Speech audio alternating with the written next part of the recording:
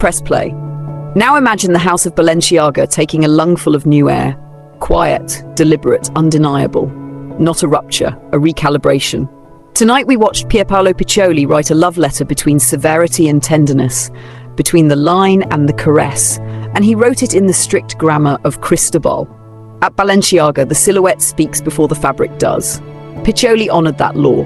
Volumes were engineered, not inflated, cocoons that hover off the body, sack and baby doll genealogies redrawn with 2026 posture, ballooned hems held aloft like captured breath. You felt the atelier's hand working in negative space, how a seam curves to make room for movement, how a shoulder becomes an idea rather than a measurement. This is the root system of the maison, and he watered it. Then he dared to graft his own species of romance onto that trunk. Petal work, sometimes crisp, sometimes shaggy and tactile, made surfaces feel alive like garments mid-bloom. You saw the Piccioli colour sensibility, violets, marigolds, lipstick pinks, threaded through Balenciaga's ancestral black and chalk white. The result wasn't Valentino transplanted. It was Balenciaga speaking in a warmer register, a baritone learning how to hum. What changed from Demna's era isn't the deletion of street instinct, it's the rebalancing of it. The house keeps the modern swagger, visor shades, disciplined caps, the irreverence of flip-flops under couture architecture, yet the tone shifts from confrontation to composure. Where Demna punched, Pierpaolo presses and holds. The message is still now, but the punctuation is softer, surer, less cynical. It's continuity with different temperature. The city remains, but the lighting is golden hour. Look closely at the way pieces were put together, and you see homages speaking at multiple volumes. Cristobal's codes, purity of cut, the monk-like restraint, the tectonic control of fabric, anchor the collection.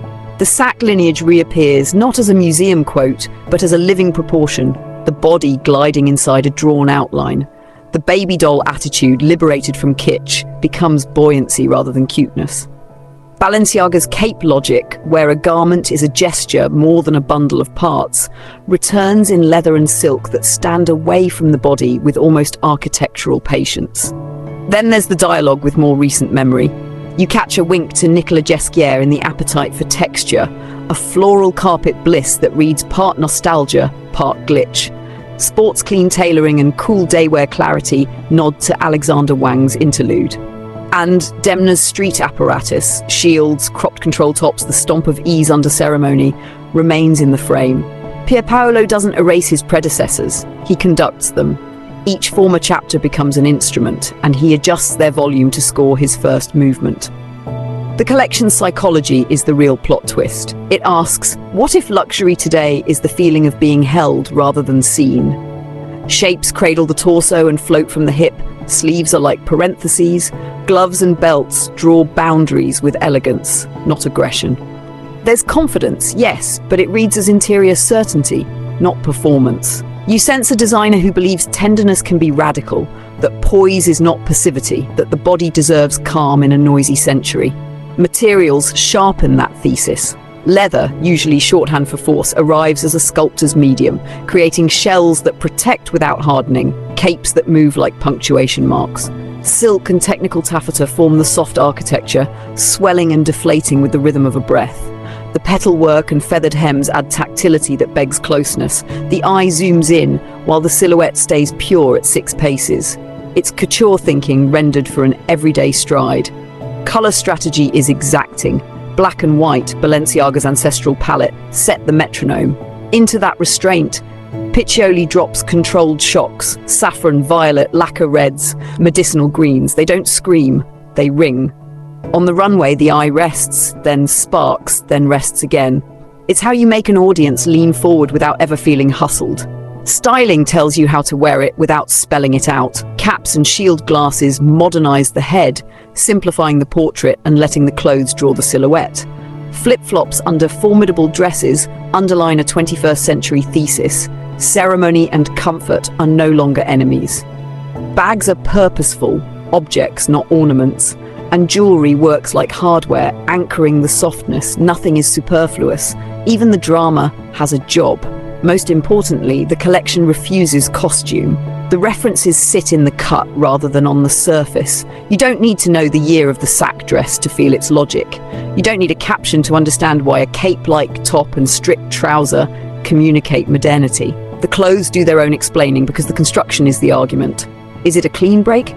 No. It's a bridge, and that is harder. Flash can erase, stewardship must reconcile. Piccioli reconciles. He keeps the house on speaking terms with the present, those urban signifiers that ease, and recenters the brand on its core belief. The silhouette is sovereign, and emotion should be engineered, not imposed. If you're new here, this is GTWJ, where we read a collection like a poem and a blueprint at once. Follow along at GTWJ Mag on Instagram for the close-ups, the construction secrets, the side-by-sides with the archives.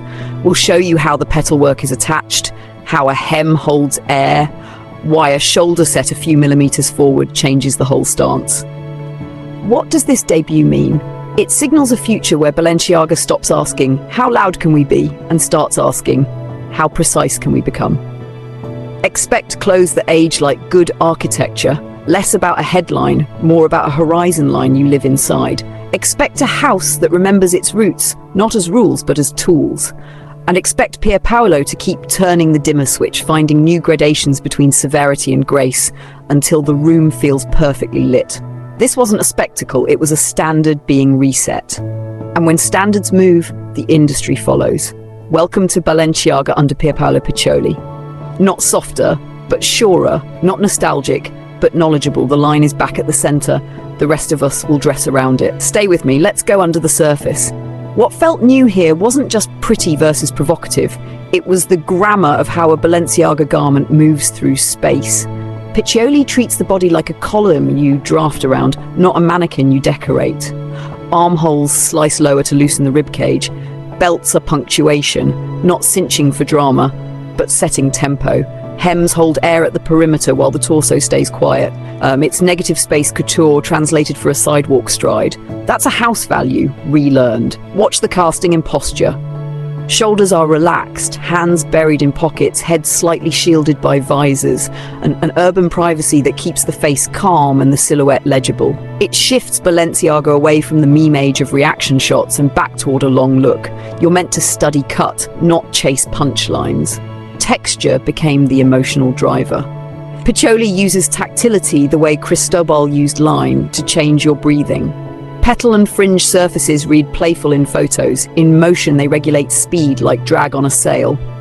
Leather appears everywhere, but softened into shells and capes that protect without posturing. It's an inversion. Materials we associate with hard are tasked with gentleness. Soft fabrics are engineered to stand and speak. Street ceremony synthesis is no longer a clash, but a truce. Platform flip-flops under couture volumes aren't a joke. They're a strategy. They flatten hierarchy. Day and night, gala and commute, the sacred and the mundane. Visor shades and caps are modern veils. Opera gloves become tools, not affectations. The accessories simplify the portrait so the silhouette takes center stage. Pure Balenciaga thinking. Color is calibrated, not loud. The house's black-white metronome anchors everything, then precise jolts. Violet, marigold, medicinal green, reset your eye. It's Piccioli's warmth threaded through Cristobal's restraint. You sense him resisting maximalism, one hue at a time, never drowning the line. Historically, the references were placed inside the pattern rather than stamped on top. You could feel the 1950s baby doll buoyancy and the 1957 sack lineage, but they were metabolized, no cosplay, no vitrines. Later eras whispered too. The appetite for hypertexture nods to the Guesquière years. The pragmatic daywear clarity recalls the Wang interlude. Demna's urban hardware, shields, crop topography remains but turned down from siren to room tone. It's a house chorus, newly conducted. The set mattered. A nave-like runway lit in sequence, no spectacle to outshout the clothes. That discipline underlined the thesis. Precision is the event. Even the pacing felt unhurried, accommodating garments that read at multiple distances, the outline for the back row, the workmanship for the front row, and the sensation for the camera. From a wearer's perspective, this is wardrobe architecture. The collection offers entry points across lives, strict tailoring that behaves, day dresses with engineered lift, evening forms that travel on flat soles. Nothing depends on a stunt. You can subtract a cap, add a coat, trade a glove, the identity holds. That's how you future-proof desirability. Psychologically, the shift from Demna to Piccioli is a shift from provocation to permission. The clothes don't demand that you perform, they offer you cover to arrive as yourself. Protection without paranoia, romance without sentimentality. It's a quieter sort of power that reads particularly modern in a fatigue-heavy decade.